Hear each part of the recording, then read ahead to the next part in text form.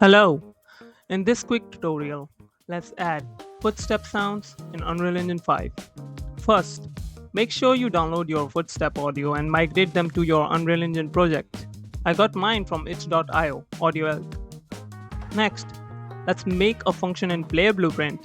It will play a selected sound on location using play sound at location node. For location, it will be characters location or actor location. Next, we will use notifiers on animations themselves to let us know when to play the sounds. Just create a new notify track and add a new notifier just when the player is about to put their feet on ground.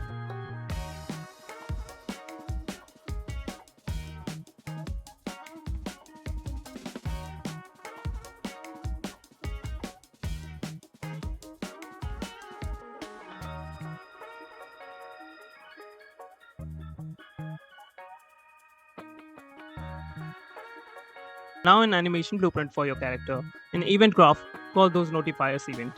Ideally, you would have a reference of your character stored here.